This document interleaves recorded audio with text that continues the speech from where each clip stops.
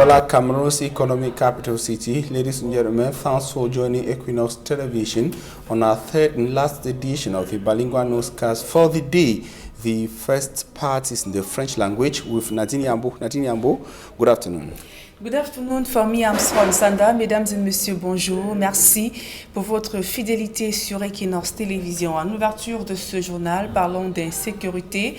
Deux présumés voleurs de véhicules aux arrêts à Douala. Ils ont tombé dans un piège tendu par les forces de l'ordre alors qu'ils s'apprêtaient notamment à vendre le véhicule volé au quartier PK14 à Douala. Donc après ce coup de filet, les populations sont invitées à plus de collaboration avec les forces de l'ordre. Le récit d'Innocent Wabega, Vivien Tanfac. Le groupement mobile d'intervention numéro 2 de Douala vient de mettre le grappin sur ces deux présumés voleurs de véhicules. Leur dernier forfait remonte au 20 février dernier à PK14.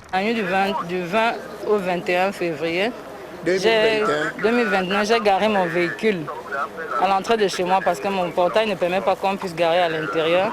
J'ai garé et j'ai fermé les clés de pédale en sachant que je suis en sécurité. Et quand le matin je me lève pour aller au travail, j'avance, je me demande mais est-ce que j'ai garé vraiment ici? Malheureusement, le véhicule avait été emporté déjà dans la nuit.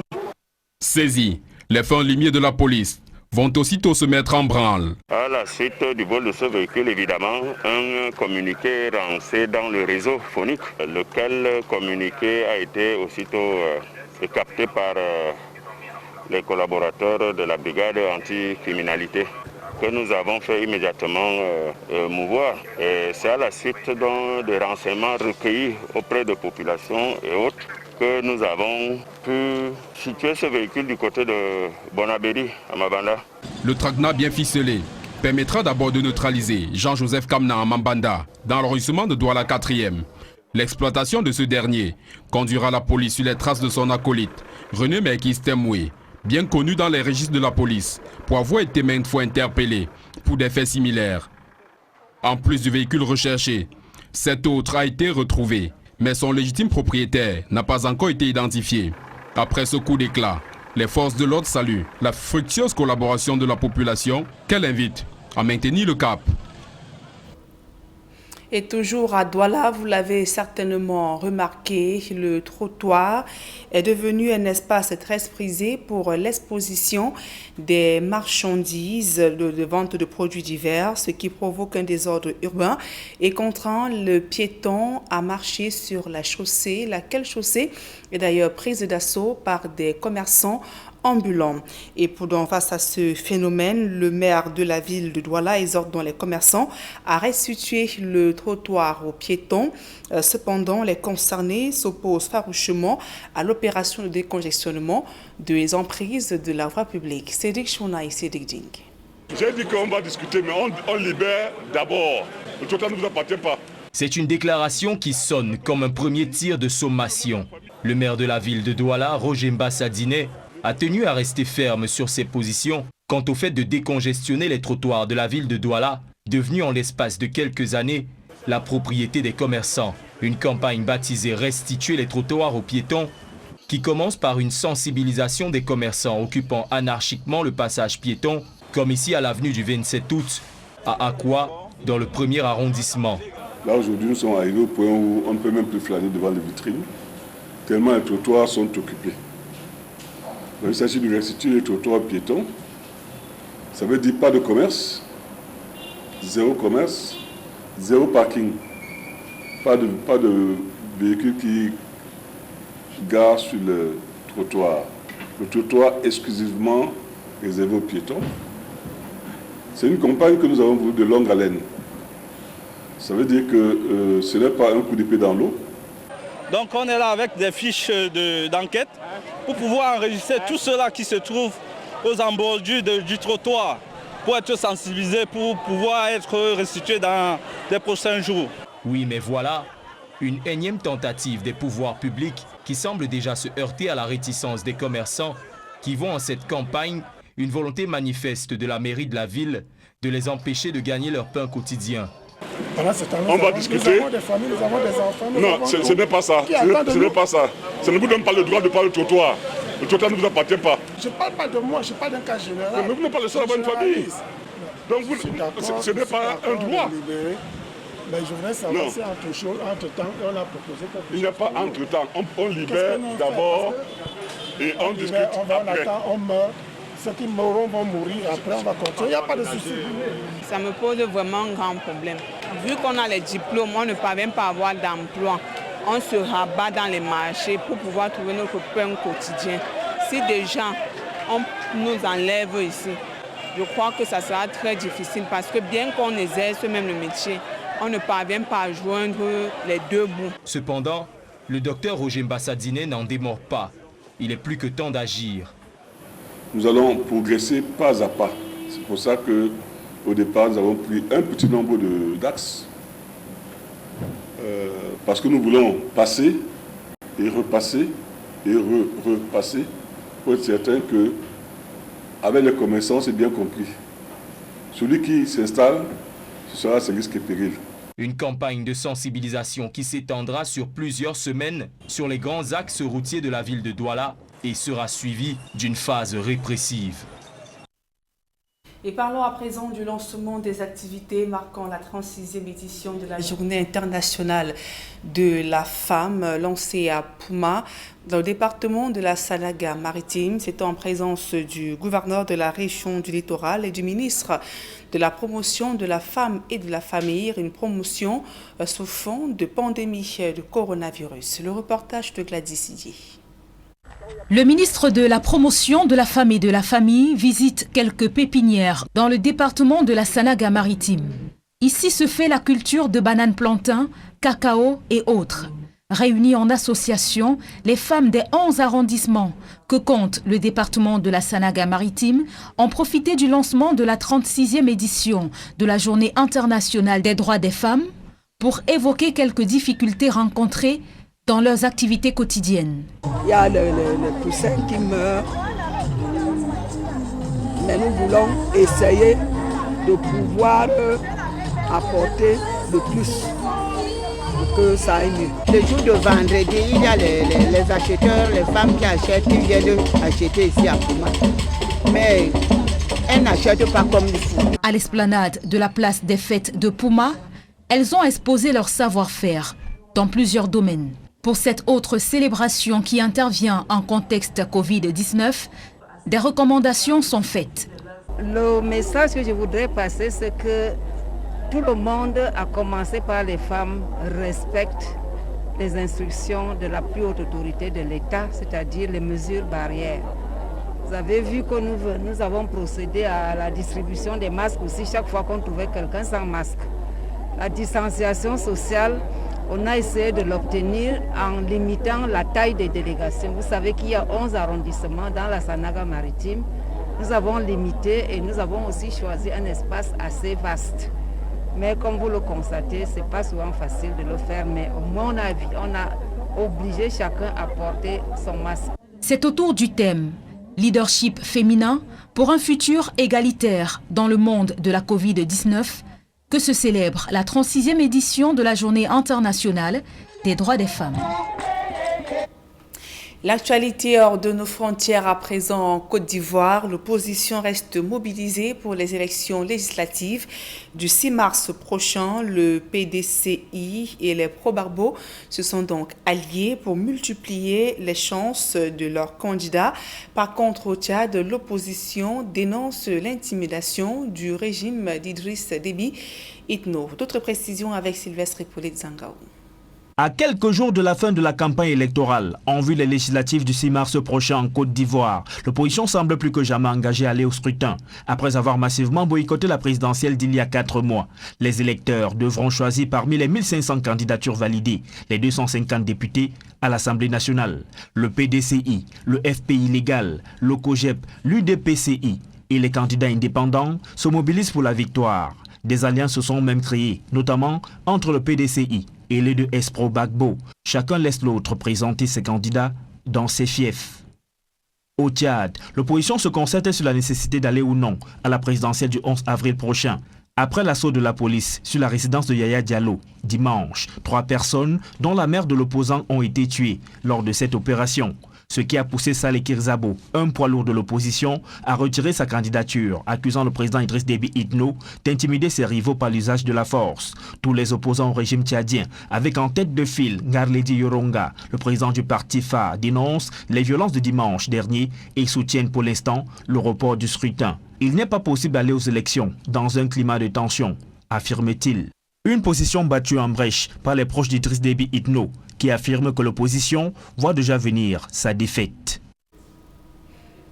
Et précisons qu'au Tchad, la Cour suprême a publié hier la liste des candidats retenus pour la présidentielle du 11 avril prochain. Sur 17 candidatures, seules 10 ont été retenues des candidats de l'opposition en vue ne prendront pas part, tels que Yaya Dilo et Masra Succès. Bien que retenus dans la liste, 3 candidats n'ont annoncé leur retrait de la course à la présidentielle au Tchad. Dans la course à la présidence à la CAF, le Sud-Africain Patrice Motsepe a-t-il le profil pour diriger le football africain? Le premier milliardaire noir du pays d'arc-en-ciel a fait du chemin dans le monde du football. Et quels sont donc les faits d'armes de Patrice Motsepe dans le football au-delà de sa success stories? Élément de réponse dans ce reportage de Jean-Paul Chougnat. Unlike what we have experienced in many of the empowerment, the black empowerment comes in. Prospère et célèbre dans l'exploitation minière, la finance et surtout le social. Le docteur Patrice Motsepe paraîtra à première vue pour certains comme un néophyte dans la gestion du sport. Pourtant, ce magnat des minerais roule aussi sa bosse dans le football depuis plus d'une vingtaine d'années. L'enfant terrible de Soweto affiche officiellement sa passion et son intérêt pour le football en achetant en 2004 le mythique Mamelodi Sundowns, club cinquantenaire le plus titré de toute l'Afrique du Sud. Avec Patrice Motsepe, l'équipe remporte en 2017 sa première Super Coupe de la CAF devant l'inusable tout-puissant Mazembe, un trophée qui manquait jusque-là au pays de Nelson Mandela.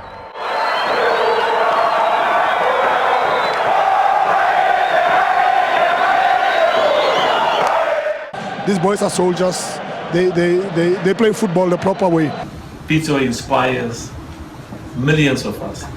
And for me, I always say that let's clap hands for Pito.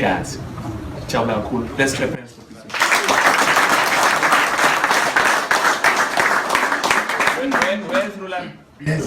And where's Wendell? Come Wendell. Look, Minister, this is a South African outfit. To the African Champions League final here at the Super Stadium, the Lucas Moripe Stadium in Atchison. Mamelodi Sundowns against Zamalek. Et en 2016, les Mamelodi glanent le deuxième trophée continental de la nation arc-en-ciel, la prestigieuse Ligue des Champions, battant surtout en finale l'impitoyable Zamalek d'Égypte, soit 21 ans après l'exploit des Orlando Pirates de 1995. He has the 4, he's onside! Oh, what a cracker! What an absolute cracker! Anthony Lafort! Ce rayonnement international du football sud-africain est acquis au prix des sacrifices sans compter de Patrice Motsepe l'humaniste, avec des milliards de rentes dépensés pour la cause du football. Sur le plan national, des 13 titres du championnat sud-africain, les Sundowns ont engrangé 7 depuis l'achat du club, détenant surtout 5 consécrations d'affilée. 2016, 2017, 2018 et 2020. Et dans la préparation de la Coupe du Monde de 2010, aux côtés de Danny Jordan, l'actuel président de la Fédération sud-africaine de football, Patrice Motsepe avait su jouer à fond sa partition dans l'organisation et la réussite de la première grande fête mondiale de football sur le continent, pourtant affublé en son temps de tous les scénarios d'échecs inimaginables d'une première expérience de la messe mondiale de football sur les terres d'Afrique. Patrice Motsepe est donc un homme de terrain, pétri d'expérience, qui tient à aller implémenter sa vision du football africain à la CAF, une fois élu le 12 mars prochain. Vous avez donc suivi ce reportage d'Innocent Abega et de Jean-Paul Chouinat sur le profil de Patrice Motsepe, ce milliardaire sud-africain en course à la présidence de la Confédération africaine de football. À présent, la deuxième partie de ce journal avec vous, Fomi Armstrong Sanda. Thanks, Nadine Yambo. Ladies and gentlemen, thanks for joining us in the second segment of information. 2 alleged bandits are expected to appear in a court in Douala, Cameroon. They were presented to the public by the Mobile Intervention Unit of the Judicial Police in Bonanjo, in the heart of the economic capital city. The individuals are accused of having stolen some vehicles from some neighborhoods of Douala. Meantime, enormous material damage has been caused in a fire incident at the Fair Rouge Besenge neighborhood, still in the Douala 1 municipality. A roundup of the human interest stories in this report compiled by Simat Njikan Gabriel. It was another ugly day for the men of the underworld who were presented by security elements this Tuesday in Bonanjo. 2 men in their late 30s, suspected to be car thieves, were shown to the public. 2 cars that were stolen were returned to their owners after an in-depth investigation that was done by elements of the Mobile Intervention Police Unit, GMI2 Douala. We discovered the vehicles in Mabanda in Bonaberi thanks to our investigation. The successful end of this investigation could not have been possible if not for the collaboration of the population. We once again thank the population for always being there. We are urging them to continue to collaborate with us because we don't have supernatural powers to know where a crime is being committed.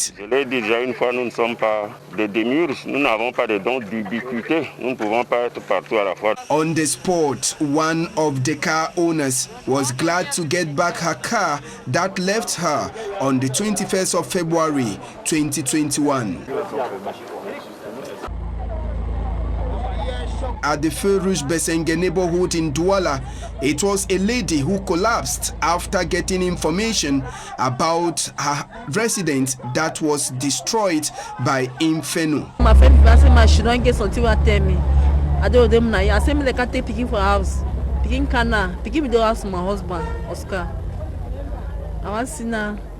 Oscar, I see my telephone ring now. Oscar tell me say fire day for come for. If I come in first time, I don't know to talk before. Second time call me, I pick the corner taste. Now wait, it's a fire. We were told the fire began when no one in this residence was home. Even though the cause of the fire is still to be determined, materials damaged by the Inferno was enormous. It was thanks to the timely intervention of the Army Rescue Unit that the fire was curbed. An unfortunate incident, but coronavirus is also unfortunately ravaging several parts of the West region of Cameroon. Reports from the West Regional Delegation of Public Health say the region has recorded 800 new cases, added to the disturbing number recorded in the past 2 months. According to the same report, most of the COVID-19 cases have been recorded in school establishments of the West region. Immaculate Fogwe. In recent weeks, school milieus have registered an increase in the number of COVID-19 cases. The increase has been attributed to the non-respect of barrier measures by the teenagers, making them vulnerable to infection. Though aware of the high prevalence rate of the disease, these kids still need to be continuously drilled by the teachers and parents on how to stay safe. Some teachers in schools in Bafoussam, West region of Cameroon, have gone to the extent of prescribing natural remedies for their pupils. Our headmistress asked us to drink warm water. She equally asked us to eat ginger, garlic, and onions.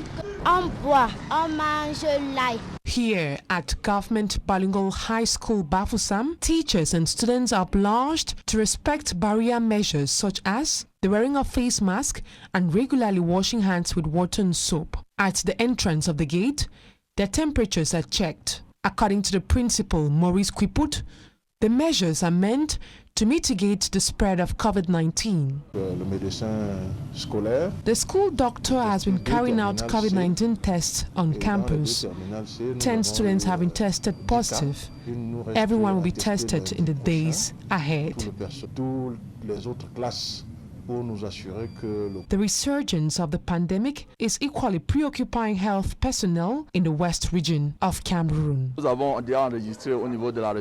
We have registered 2,200 COVID-19 cases and 100 deaths. The challenge we are facing now is that we registered the highest number of cases in the past 2 months, so we need to take quick action.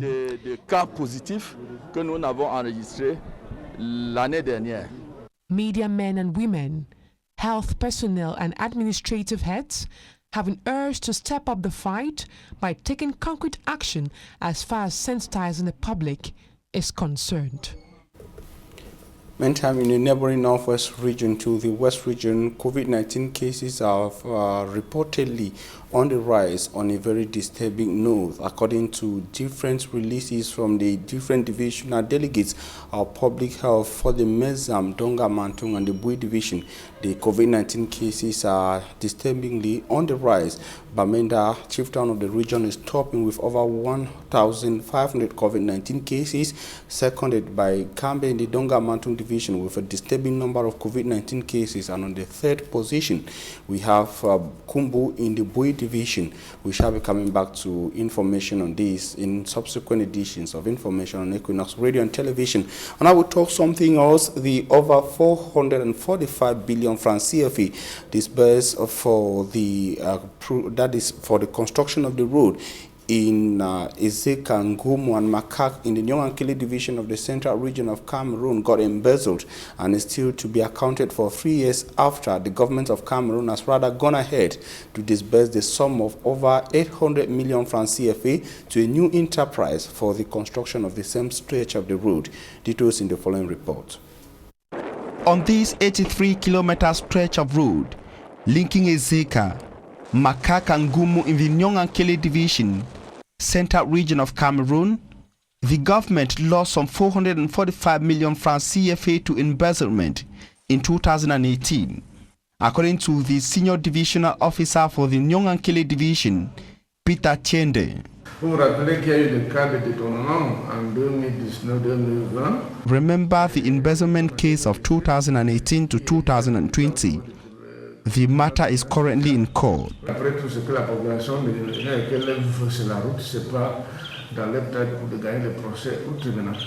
The court is yet to rule on the fate of the enterprise which collected the over 445 million francs CFA and abandoned the project.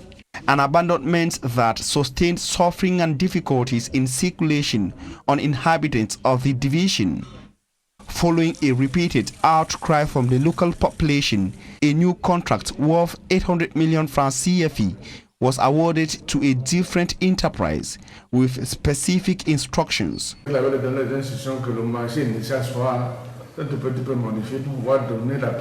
new contract had few modifications with different specifications given to the enterprise. The enterprise was asked to prioritize critical sections of the road before the arrival of the rains in March. The project is ongoing smoothly. I also went to the field to ensure that the embezzlement situation of 2018 does not repeat itself. The senior divisional officer further revealed that the project will be ready by the end of June 2021, according to information passed to him by officials of the enterprise concerned. Avant la fin du mois de juin, s'il continue avec cet élan qu'il a sur le terrain, les routes seront complètement réfectionnées. The SDO is also worried on the alarming nature of abandoned projects in his area of command. Upon my arrival in 2018, I was shocked by the rate at which public projects were being abandoned in Ezeka on false pretext. It does not happen anywhere else in Cameroon. The senior divisional officer says he has put a stop to the habit of acquiring public contracts without the means to immediately start works before the payment of the first installment by the state. And now to the Rainbow Nation of South Africa, the first black billionaire, role model to young South Africans and candidate for the upcoming Confederation of African Football election. He is candidate of the presidency of CAF. Dr. Patrice Motsepe engaged in politics when Nelson Mandela was at the helm of the country and as a leader of the party, under the banner of the party, that is the African National Congress political party. He joined the party to support the then President Nelson Mandela in empowering young South Africans. Details with Innocent Azad. In Soweto, where he was born on January 28, 1962, in the course of apartheid in South Africa, the young Patrice Motsepe grew up with his siblings in the streets but differentiated himself. He was initiated in commercial activities of his father, Ngozi Augustine Motsepe. I grew up from a very young age working in my parents' grocery stores, and I learned about business. It was in his father's owned spaza shop, popular with black mine workers. It was from this shop that Motsepe learned basic business principles from his father, as well as first-hand exposure to mining. Patrice Motsepe, who had joined the ruling African National Congress, supported then-President Nelson Mandela to fight against injustice faced by the black majority from white minority. Hola Madiba, hola. Hola Madiba, hola. Ukhona umoya wakamadiba la. Mina ngiyakuzwa lo moya lo. In 1994, when Nelson Mandela was inaugurated, it was a deeply emotional, it was a historic day, but a deeply emotional day for all of us. And I remember my wife and I, Precious, we shed a tear because I think many South Africans were very emotional. We never thought that we would live to see Mandela take that oath as president of this country.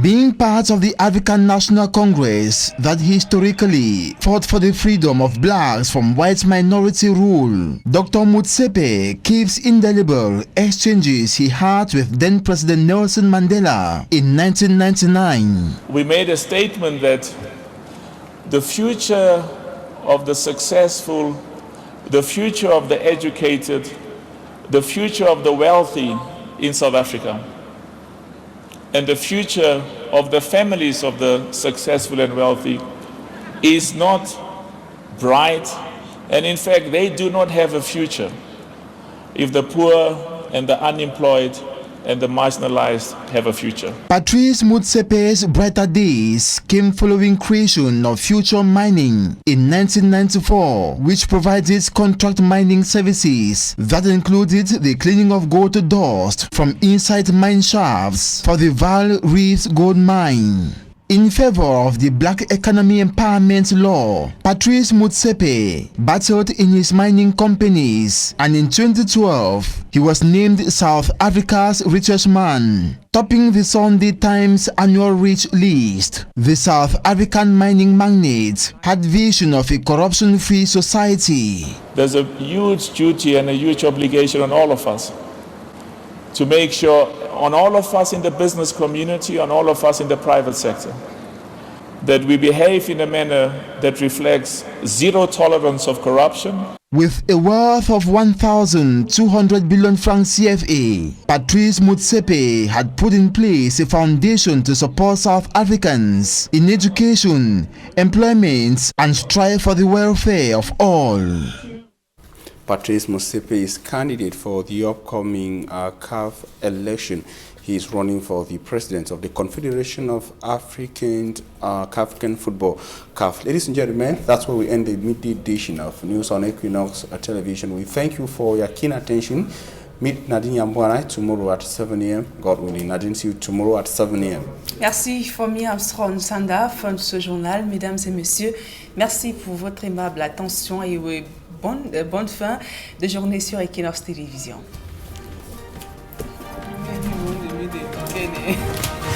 C'est ça.